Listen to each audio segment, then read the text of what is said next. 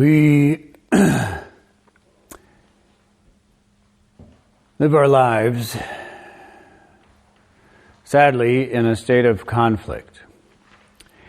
We can say this is pessimistic. Don't be so pessimistic. Okay. Well, we also have friendship and love, and yet we have conflict. Nowadays, we have deep conflict with the earth, conflict with each other. This society that we live in is deeply conflicted and divided. Conflicted within ourselves. There's a great deal of hatred between each other, within ourselves. This practice resolves that. If we do it, it resolves that. That we learn from each other, come to understand more deeply by seeing things from various perspectives. And we discover that in sharing those perspectives, and actually sharing those perspectives, we experience love. Someone has a different way of looking at things from us. We have no idea how they look at things in that way. Doesn't make any sense, plus it's obviously wrong. They feel the same way about us. This experience, if handled in a mature way, is a source of love. If handled in an immature way, is a source of conflict. You see things in this way, it just doesn't make sense. Are you insane? Are you evil? We can look at things in that way. We can approach things in that way, including ourselves. Or, here's a perspective that doesn't make any sense. I also have a perspective that may not make sense to you. This is a huge opportunity. Because if it weren't for you, I would honestly never see things the way that you're talking about right now. How wonderful that we're together. As Tom Cross, the intercessor at the Sundance that I've attended many times, has said, look around this circle. Whatever you might complain about, know that it's because of these people that you're not alone. This is a community, this is a family. You're not alone. Rejoice. How do we go beyond this separation? By seeing the source of it. So that we can learn from each other rather than fight with each other. As they say, the wise learn more from fools than fools learn from the wise. The fools learn less from the wise, and the wise learn from fools. It's true. When we find ourselves in a situation with someone, if you would just see things the way I see them, everything would be better. We're saying, you be wise, I'll be the fool. You learn from me.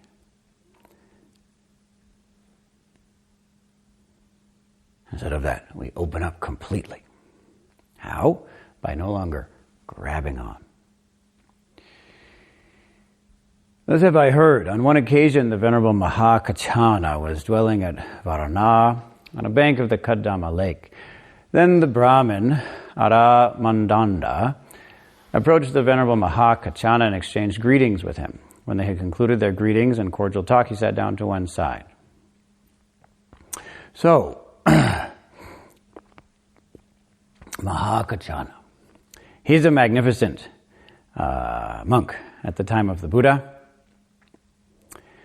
He was very precise in his thinking, capable of analyzing and elucidating the Buddha's own words, and the Buddha praised his analysis. He also was a pureblood Brahmin. Absolutely pure, 7 generations back. Verified. That's right. Completely pure Brahmin. Mother's side, father's side, it was all documented. So he was a person to whom other Brahmins would often go, as he was known to be of the most excellent Brahmin stock. As we see here, this Brahmin went to him, this priest. Now, Brahmanism at the time hadn't come to the point that it came to eventually in India, and hadn't become established in the way that it was after the Manusmriti, the promulgation of that code of whoever Manu was. But the Brahmins were on the ascent. There were the nobles, who were the Kshatriyas, and also the priests, who were the Brahmins. And they were in a bit of a battle over who would be the most powerful group of people in India. In any case, this was a racist system, holding very clear class boundaries, maintaining injustice already at this time. And Mahakachana was very unusual in that he had renounced his identity as a Brahmin, but continued to hold the responsibility as someone from that background to fight, to argue against the basis, the philosophy, the perspective of the caste system. And he again and again told Brahmins and anyone else who would listen that this is a convention in the world created by people. There's no truth in it whatsoever. We could set up the society in any number of ways. This is just one way, and it has inherent problems.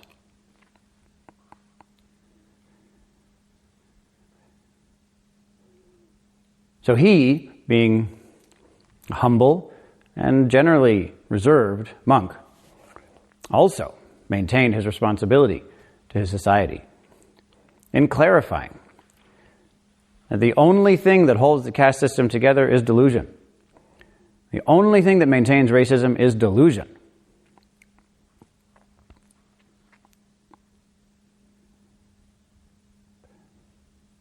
If you break that delusion, and the hatred and the greed that feed off of this racism can't be maintained.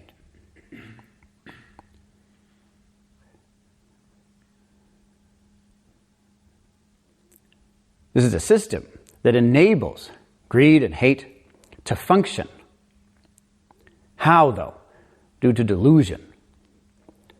We have to break that delusion. And he gives many eloquent arguments to this effect.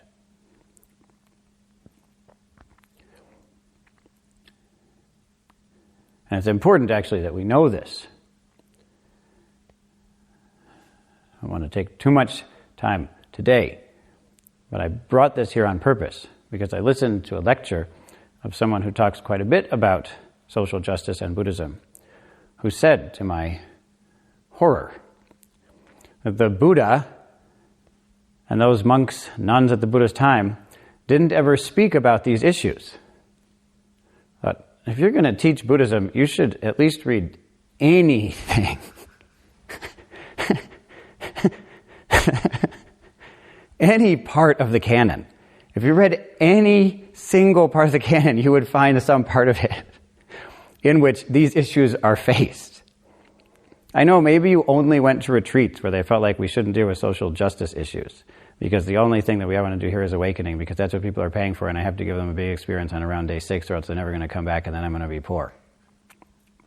I know how that is. I used to be that person. I quit. I don't believe anymore that you can set up things so pat, that everyone has the right experience at the right time so they'll pay their $1,000 next year too. It doesn't work that way. You can't do that in true integrity. So yeah, I understand. Don't bring up the social justice issues because then people are going to be distracted, and besides, they didn't want to deal with that anyway. They left the world. They didn't want to come to the world. Okay, I know. But if you're going to teach it, you have the responsibility to take a look at it. These are constant themes.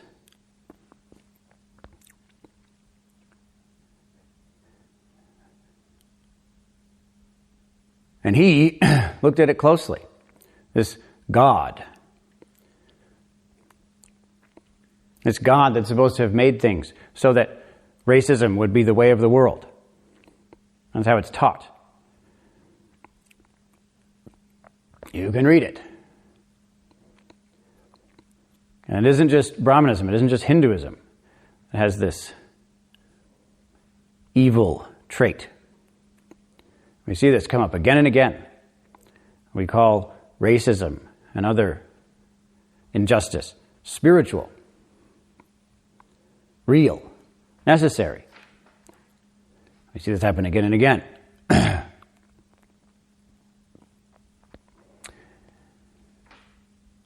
As some of you know, I feel quite inspired by Mahakachana because I have done years of what you might call field work on these issues myself.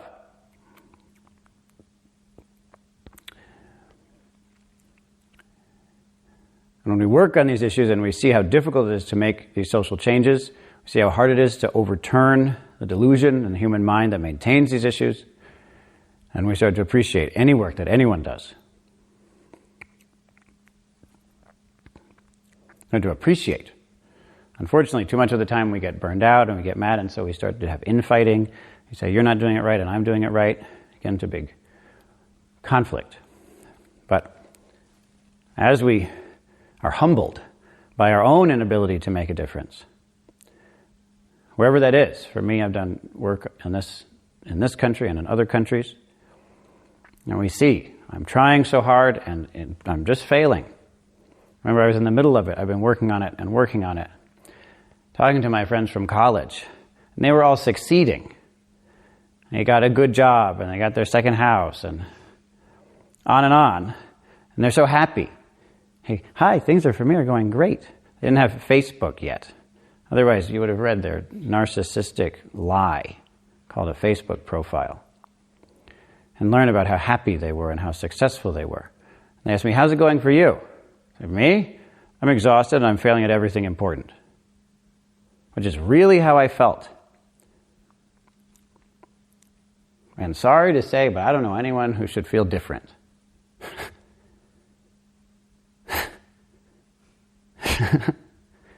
Because it's rough out there. You throw yourself into this, it turns out it's rough. You do everything and nothing changes. But by him I felt inspired. I felt, okay, this is something, this is a lead. This is good. Gave me courage. I could enjoy it a little bit. One time I was flying to Japan and I stopped in Anchorage, Alaska, on the way there. That's how the flights went. And I met a group of Christians who were also going to Japan to convert the Japanese to Christianity. And we talked. They were nice. They had cookies. Very impressive people. Done many amazing things with their lives. And they asked me what I was doing. I said I was going to go to Japan, try to convert somebody to Buddhism. Just one person. And they were disappointed in that. I failed, by the way. What is he now? No one knows. You tell me. So, I succeeded, which is why I failed. So, they said, okay, well, whatever. What are you going to really do when you come back to the real world? And I was young. I don't know. This was a while back. I grew up in a multiracial family. I was already pretty excited about these issues, but I hadn't done any real work. I was, annoying and sort of tough. And so they said, what are you going to do? And I said, well, I think I'm going to work in the environmental field. Actually, I'm really concerned about what's happening to the environment. And they said, as that doctrine proclaims, they said, you do not need to worry about the environment. It's all in God's plan. The environment, the world, isn't something that we need to take care of. And actually, taking care of it is a problem. We have to leave it to God. One example is these population issues. It's interesting because my father was a leader in population issues for quite a while. Population issues. They're telling people to have fewer kids. And we are, although the woman who was talking wasn't. She had 9 kids. It's amazing. Really amazing. And a good mother, from everything I could tell, including the cookies. So she said, overpopulation issues. These overpopulation issues, that's not a problem. And if you say they are, then people around here are going to stop having kids. And look where all the kids are coming from now.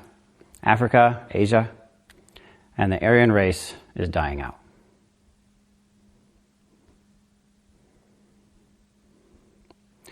Well, as you can imagine, at that moment I was so glad to be white.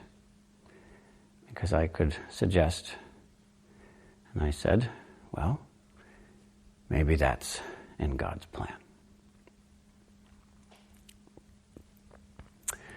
We have so much faith in God's plan.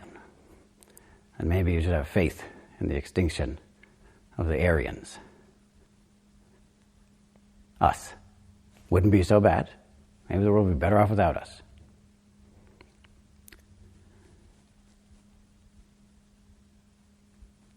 This is the sort of inspiration that Master Kachana gave me. Courage to face these issues.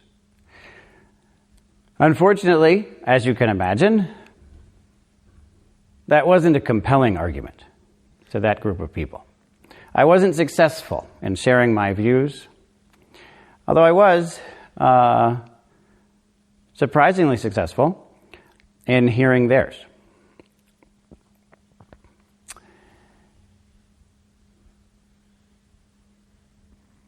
Catherine here has a magnificent story about this, which you might tell sometime in more detail. But when we're humbled, when we're in a position when we don't have strength anymore, we don't have the luxury to complain, we don't have the luxury to be against anymore, and we appreciate each other. One time she was very tired on a bike trip, and she visited someone who was a wonderful person who gave her food, and she just wanted to give him a hug. So she did. It's kind of amazing. He wasn't the huggable type. But he gave her a hug back.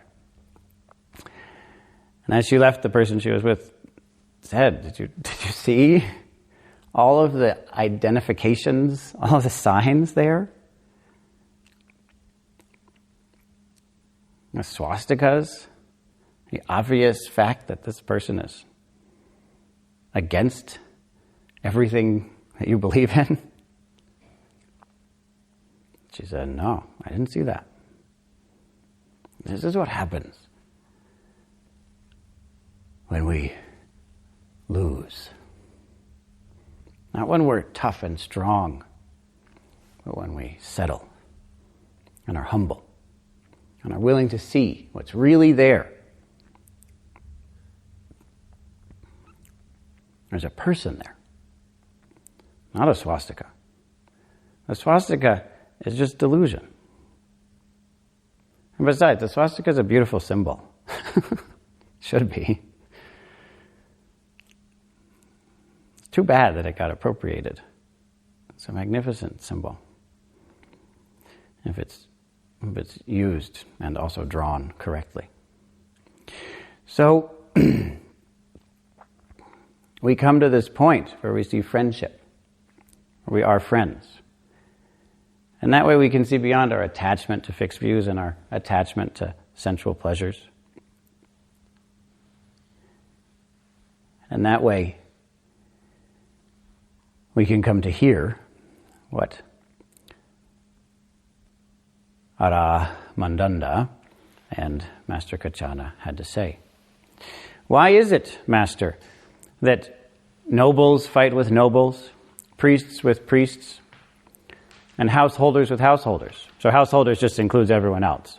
At this point, it shines through here that already there's this conflict. Are the Kshatriyas or the Brahmins going to gain power in the coming centuries in India? And we know what actually happened. But you can see, just in the way the question is phrased, that social issue exists. So householders is householders, just everyone else. Whoever they are, no one cares.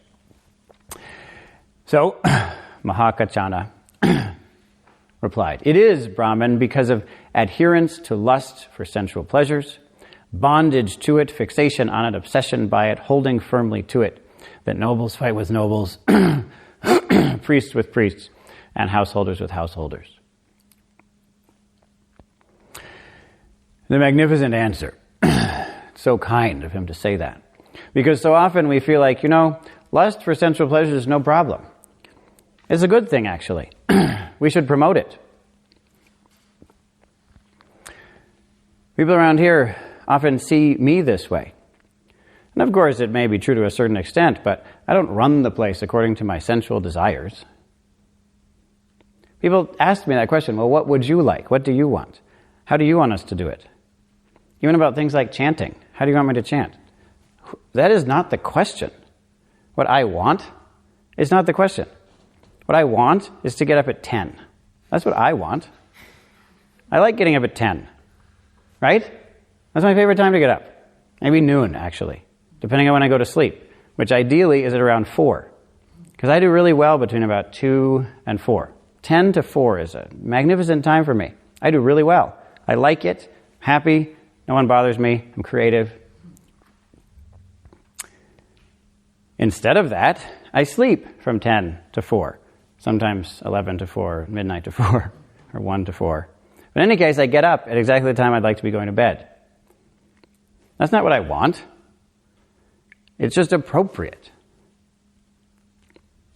I want color. I like color. Look at this.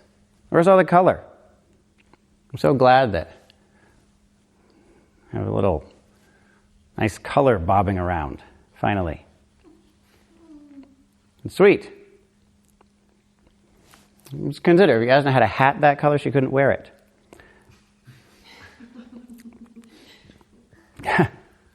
That's my color. I like color. I like, in particular, pink. In high school, I wore pink every day. It was my color. Loved it. No more. And for at least a little while, Fuchsia found a loophole into the monastery.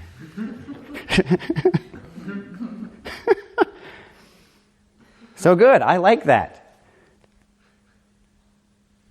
It comes, it goes. We let it come, we let it go.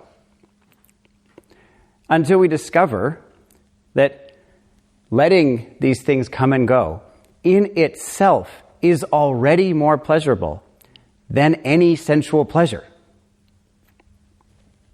This is shocking. Consider what's being said here. It is, Brahman, because of adherence to lust for sensual pleasures, that people fight with each other. Look at the conflict in the world. This is a huge claim. That basically this lust for sense pleasure. Now, sense pleasure in this case means, yes, you want to eat certain food. You want to eat certain food, so what do? Well, whatever you want to eat. Could be beef, for example, or even soy. You want it, so you're going to pay for it. But you don't want to pay for it, because you want your money to pay for other sensual pleasures. So what happens as a result of that? Simple. The beef comes from Brazil. That's what happens.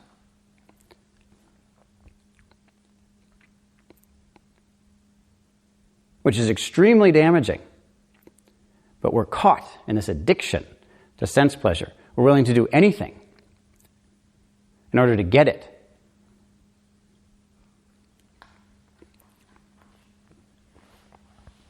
Including take down the rainforest.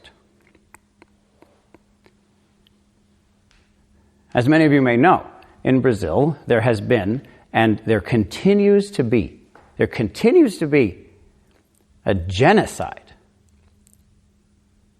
How many of you know about the Brazilian genocide? Yes, this is the reality, and you're aware, people.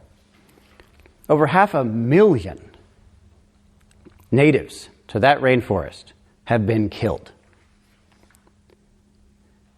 And this information was brought to the UN because the desire, the hope of those attempting to defend the native tribes, the hope was to get this named as what it really is, which is a genocide. It's a holocaust. It's disgusting. It's unacceptable. And we need to name it as such. They brought it to the UN, and the UN reviewed the case and concluded it is not genocide. Because the colonials, these settlers, who are killing off the natives, killing them, shooting them, yes, killing them, killing the natives, don't want to kill them. They just have to kill them in order to steal their land.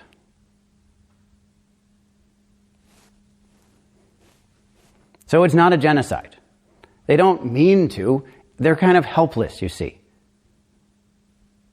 There's no other way to steal their land. Can't you see? So the UN refused to name it as one of the great genocides of our history. These people are addicted to sense pleasures. They need to make a farm somehow in order to make money so they can buy a TV, on and on. It's just taken as a natural fact that conflict comes out of this. It's not even blameworthy. We hope again and again that if we can just get enough sense pleasure, it'll all be okay. Okay, it's forgivable. It's pathetic but forgivable. It's just how we are. Whether you want to say that's evolution or whether you want to say it's immaturity, whatever you want to say, here we are. The question is, can we do anything about it? The answer, as it's put here, is there anyone in the world who has overcome this? The answer is yes. And so while certainly we need to be horrified, at the same time, even as a result of that horror, we need to be inspired. Because we see how hard it is to overcome this lust, this addiction. And yet here, people are doing it. This is the basis. This is the master. This is Mara's net that's running the world. Is there anyone who's escaping from that net? Yes.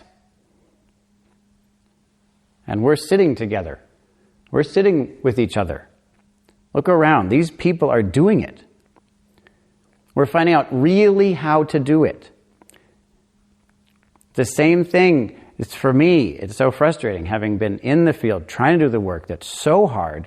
You work and don't do anything, and then you read some book by somebody in some safe college writing about how everything's supposed to be with their tenure, a nice house, away from the problem.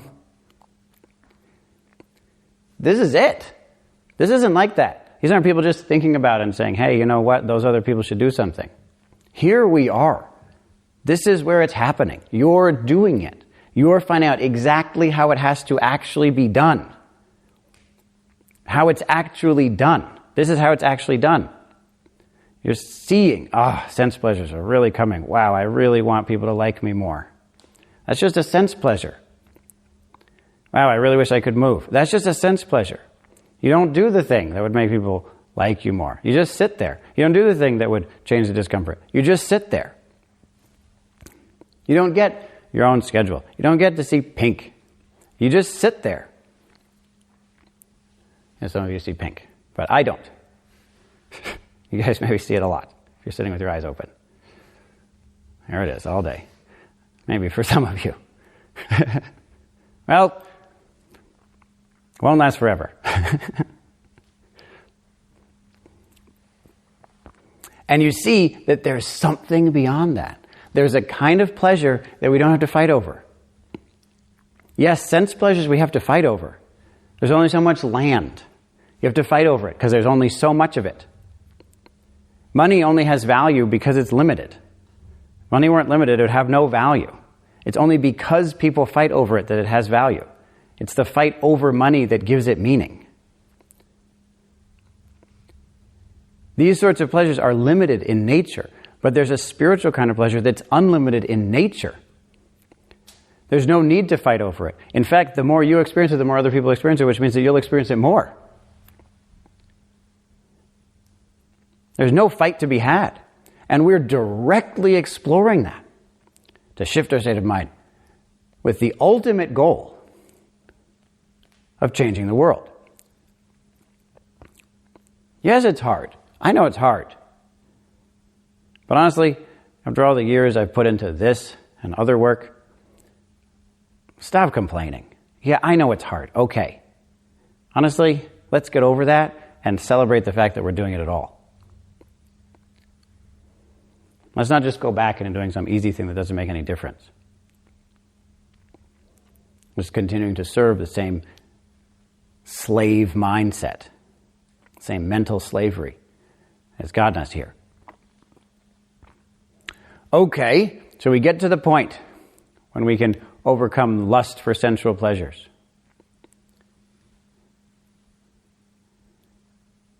We accept what we chant every day. Being free from all sense desires. And we consider that whole line without holding to fixed views, having clarity, the pure-hearted one having clarity of vision,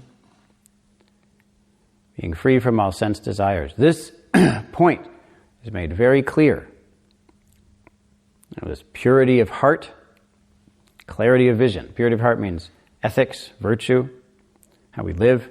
Clarity of vision means insight.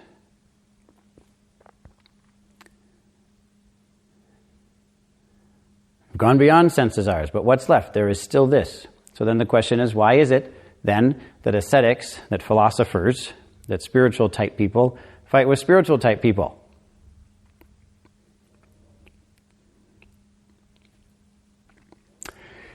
It is, Brahman, because of adherence to lust for views.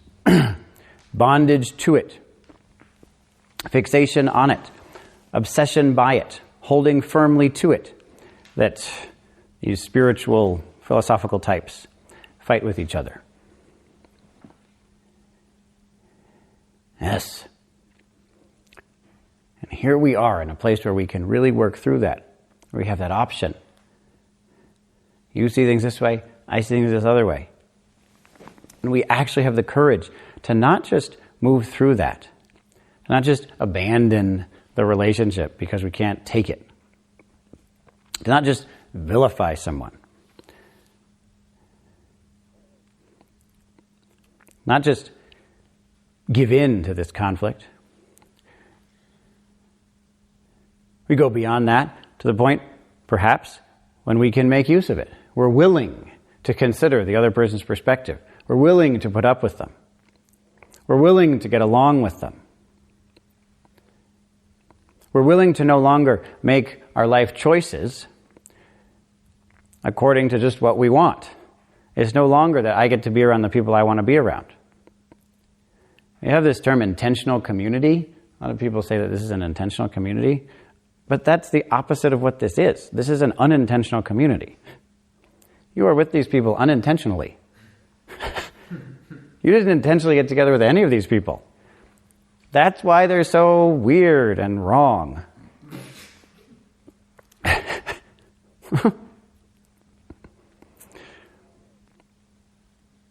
So yes, you get to the point when you're willing to put up with each other, okay. It gets harder and harder as time passes to even maintain this level. Around the 3-month mark, boy, what am I doing with these people? Can I put up with them? Maybe. But we can actually go beyond that. Feeling gratitude, wonder, love. It's an opportunity. It's something beyond ourselves. We directly experience something beyond ourselves, something that we couldn't have imagined, we couldn't have understood. A deep love comes forth.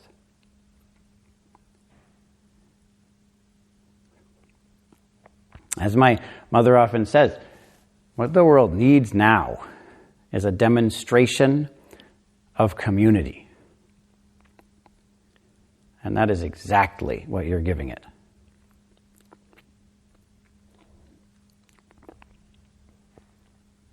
One of the things I would like to do is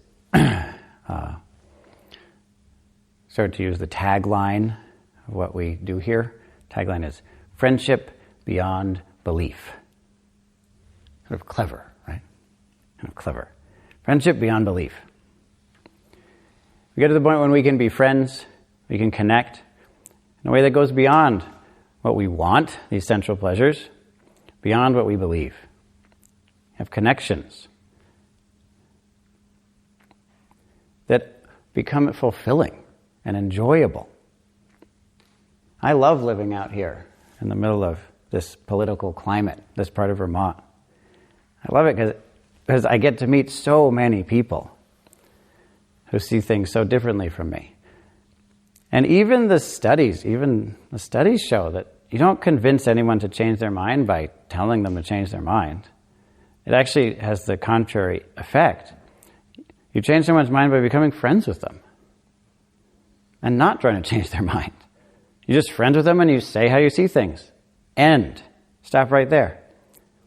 And I'm interested in how people see things. I'm interested in everyone. I think it's fascinating. I love, as you know, stopping at these stupid little stores. I get to meet people sometimes. Little neat stores. There's so many of them around here. A little store where they sell weird stuff in this weird place with weird owners. Get to make the connection. There's a joy in it. There's a wonder in it. And we get to be here. People coming every day. Trying again. To see from another perspective.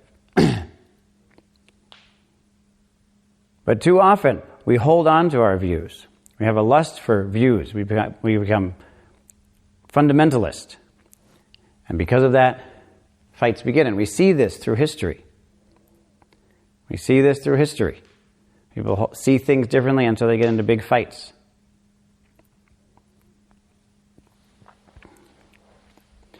Is there anyone in the world who has overcome this?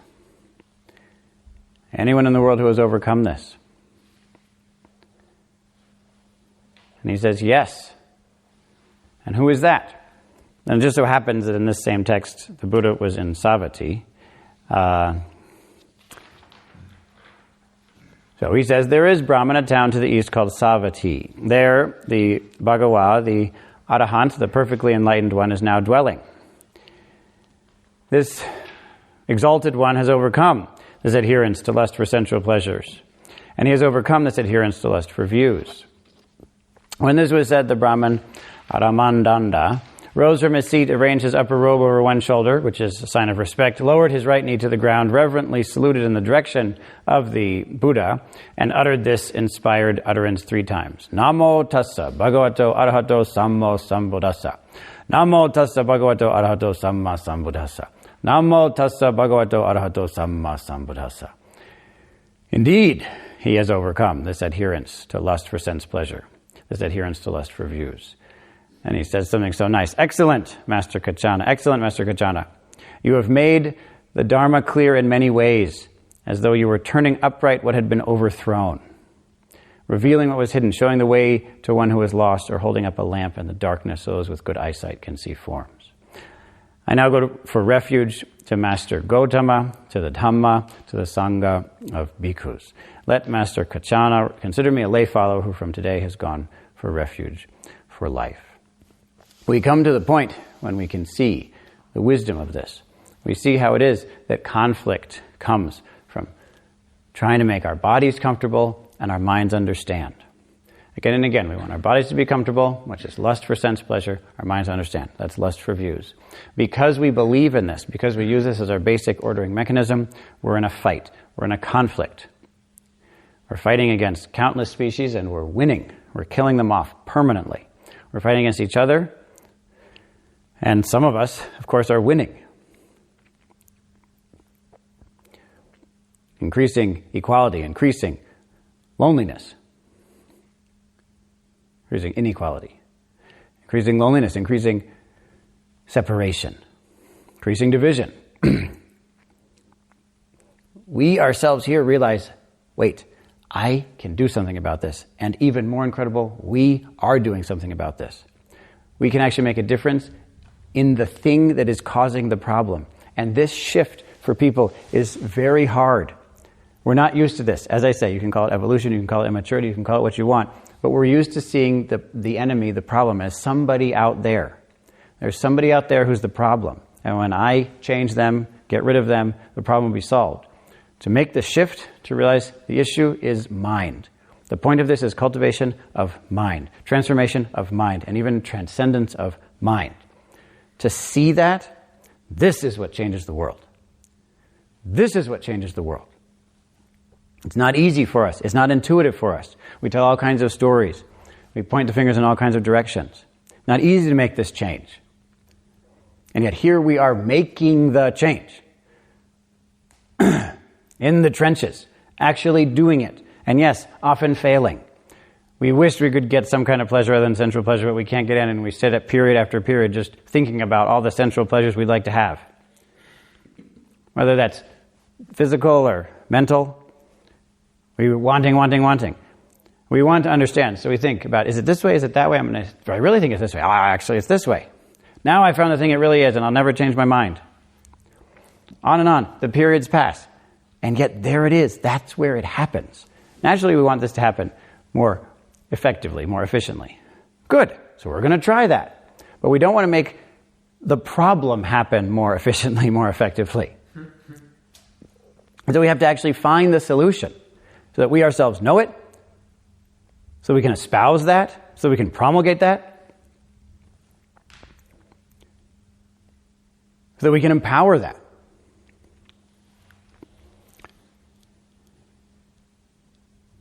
And yes, I know, it's challenging sometimes. Mara is powerful. He knows what he's doing.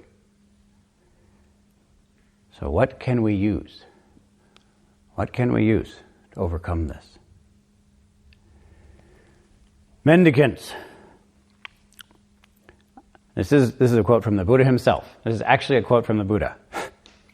Not like the calendar. It's actually a quote from the Buddha.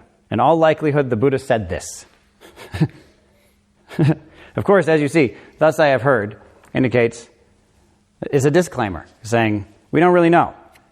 We say that this happened, we think it happened, it may have happened. It's incredible to have a tradition that's clear in every text that we're not sure.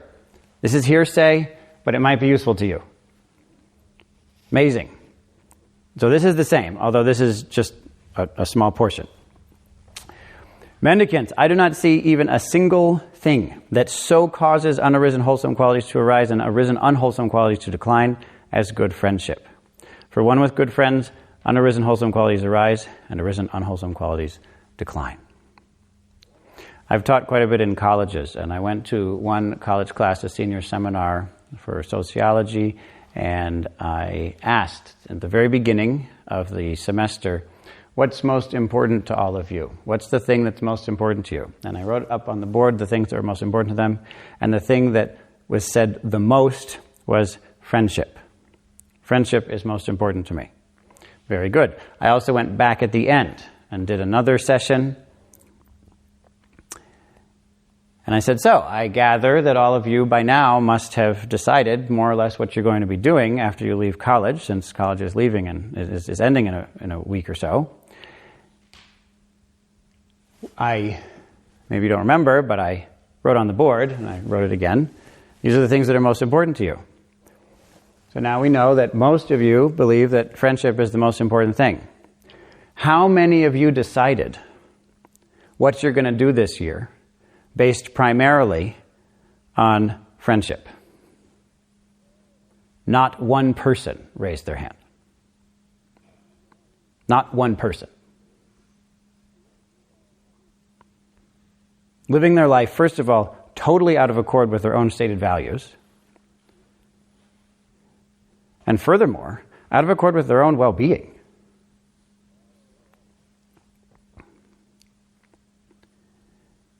This friendship is the most precious,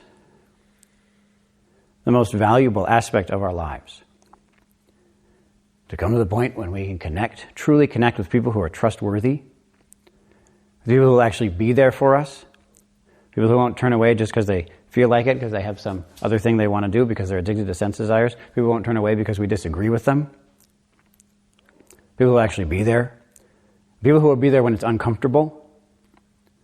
People who will actually sacrifice.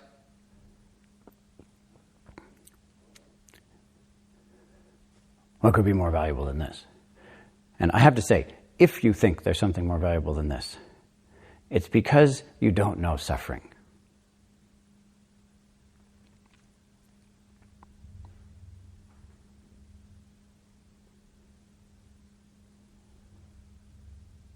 We have an opportunity now. We have this magnificent opportunity. It's precarious. And yet today, now, here we are. We're together. We're actually working on this. And that's something that we can celebrate. We explicitly, we practically, and we connectedly, together, in relationship, are walking this path for our own benefit and for the benefit of the world. With both virtue and insight, we're finding the way to actually do this. Even a drop of truth is better than a whole ocean of lies. Even a drop of love is better than a whole ocean of hate.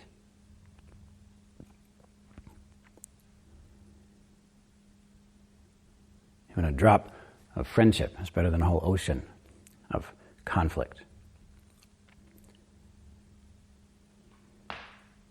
It's worth celebrating that drop.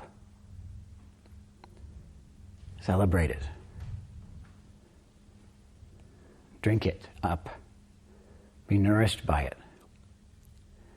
Life is very short. This life is very short. This is our opportunity today to do the work that has to be done so that the wholesome qualities, the skillful qualities that we need in order to be of true benefit arise and grow. And the unwholesome qualities that are hurting us, hurting others, decline. This is something for us to celebrate. A direct experience of freedom from this net. A direct experience of connection.